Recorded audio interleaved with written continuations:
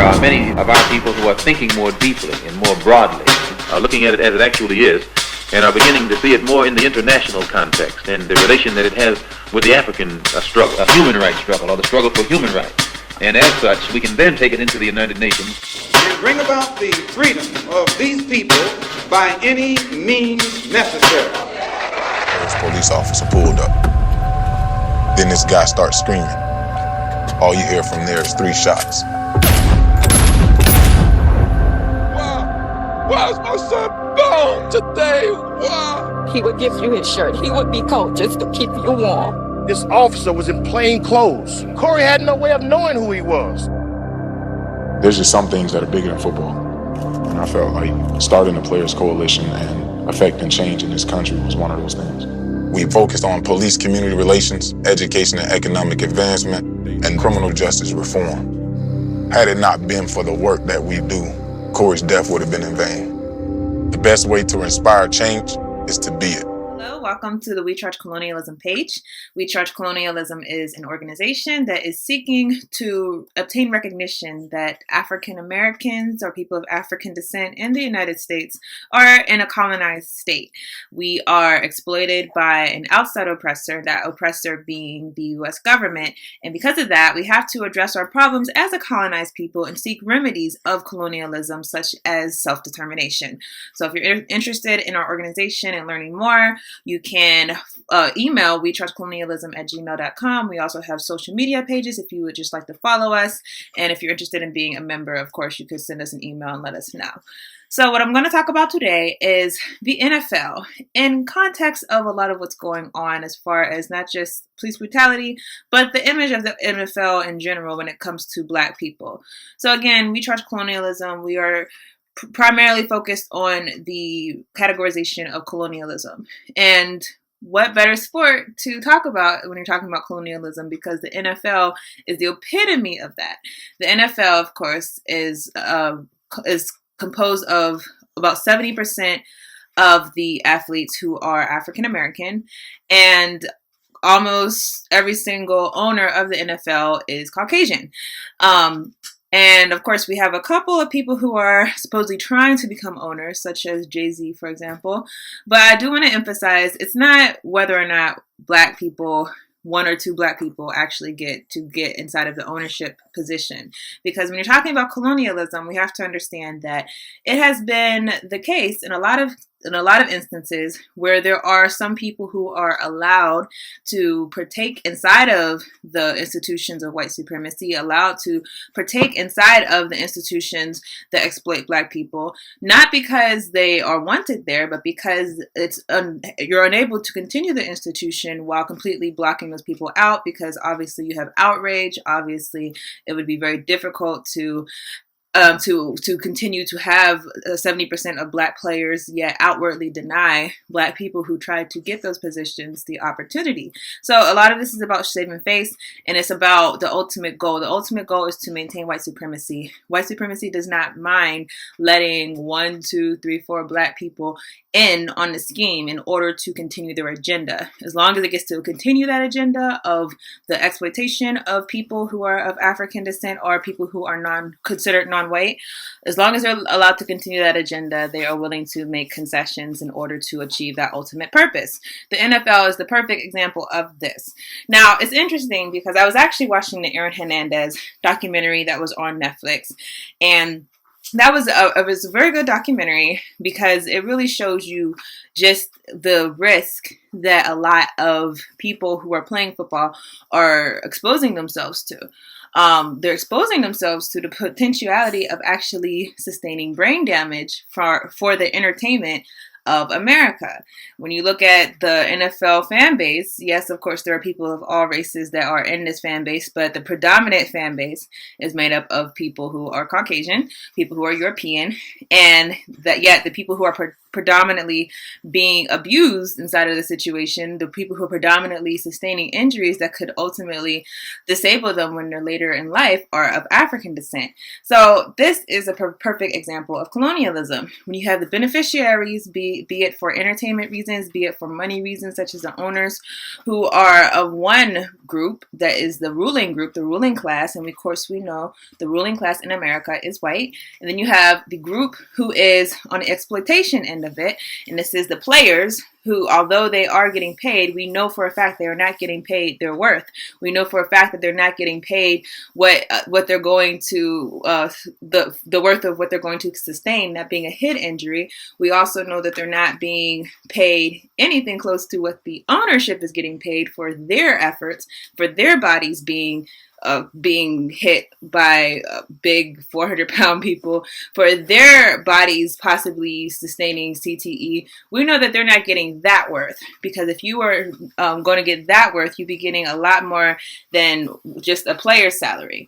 So it's an exploitation situation, regardless of the fact that these players obviously are paid for the risk that they're willing to sustain.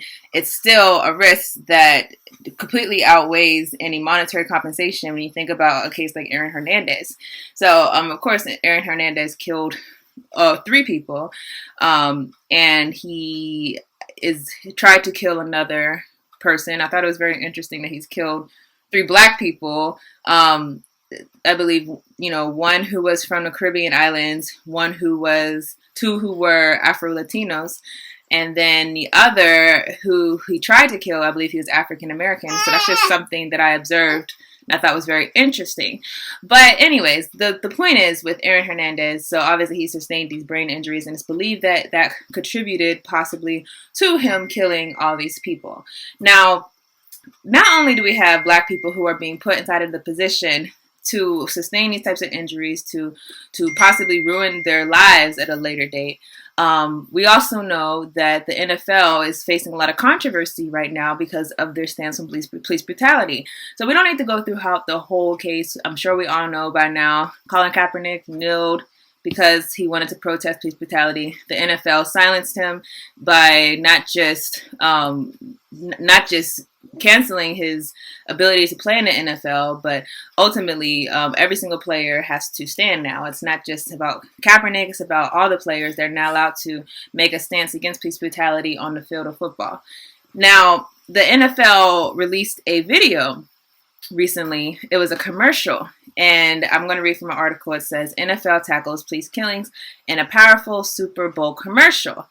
A powerful Super Bowl commercial. All right, so let's go through this. Let's just keep on. So I'm reading from an article, NFL tackles police killings in powerful Super Bowl commercial.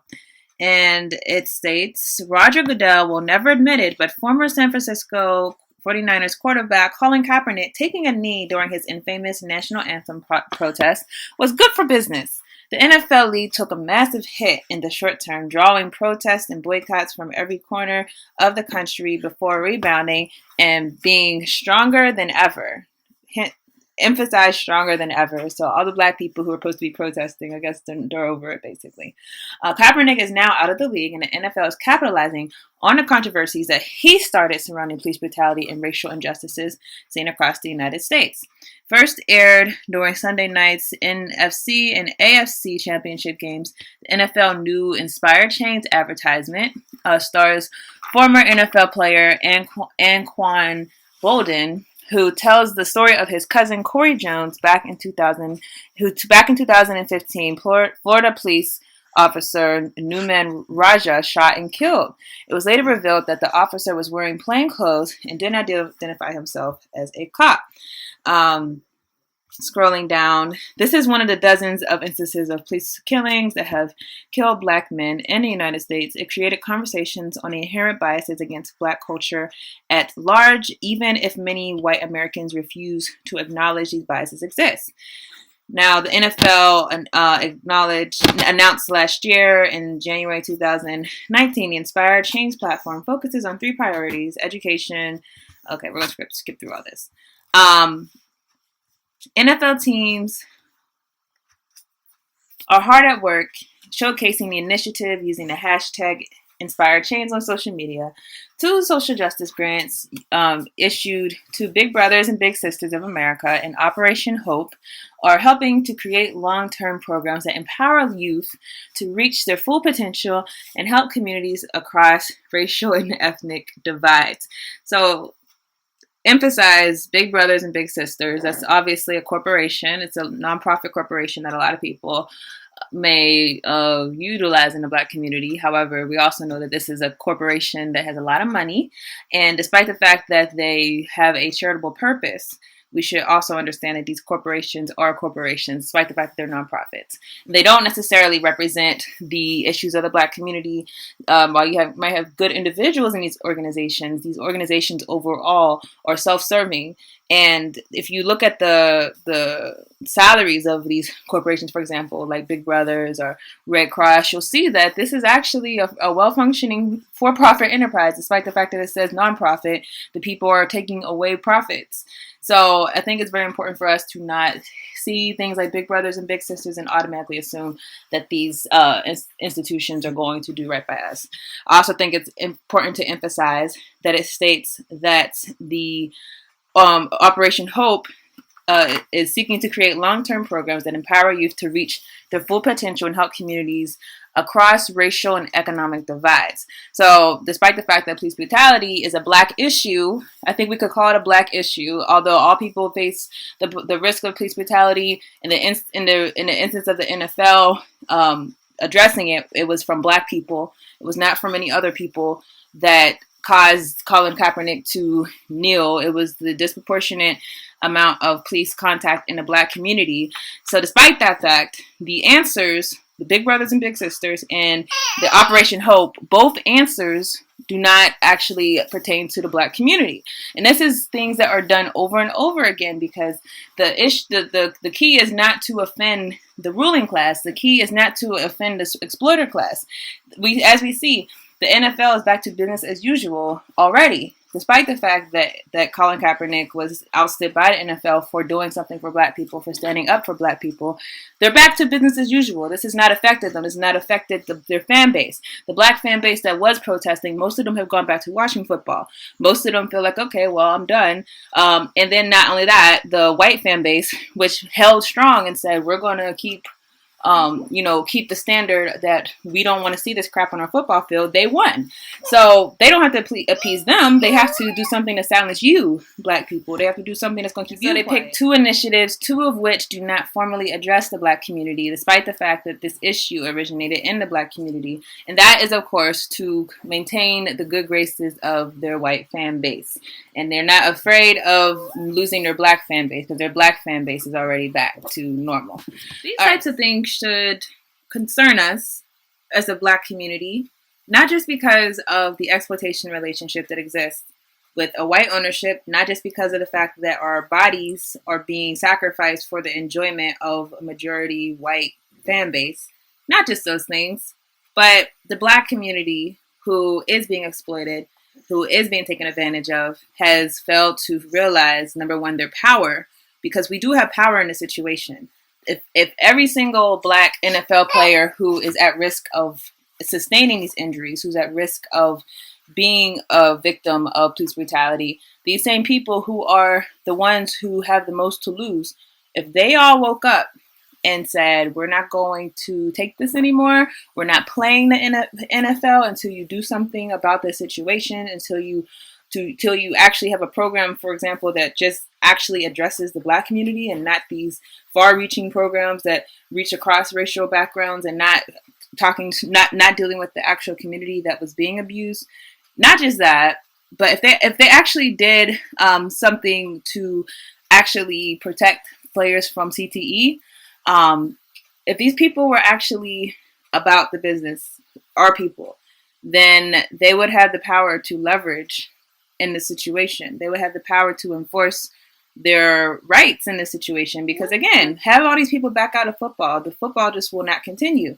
So this is the other part of colonialism that we have to always deal with, is the fact that in colonialism, you're always going to have the oppressed identifying with their oppressor more than their actual colonized state.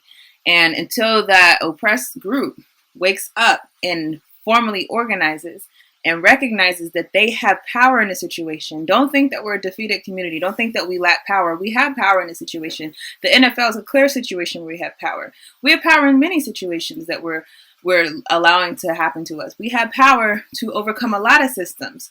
But until we wake up and understand that we already have that power, it's about using it in these situations, then everything will continue as business as usual. Understand that the reason why they don't feel like they have to address you directly, and it's because of your willingness to forgive without getting concessions. It's about your willingness to go along with the program without actually seeing a change in your situation. It's your willingness to continue being the exploited class so long as one or two members of your family, or maybe just you, get to be inside of a corporation or get to have some type of amenity that the other people of your race, that the other collective of your ethnicity are not enjoying.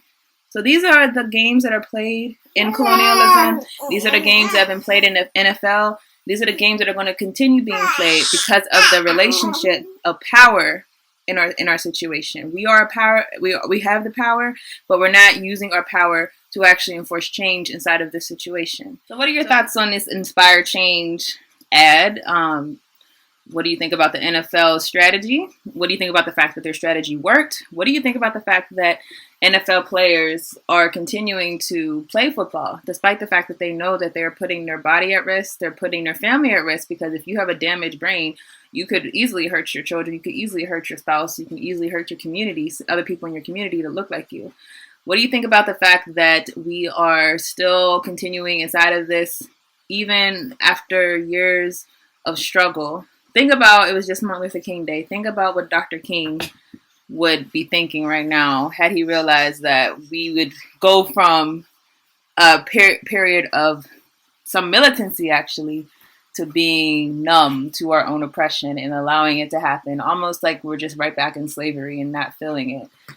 So what do you think about all of these situations? I'll see you guys in the next video.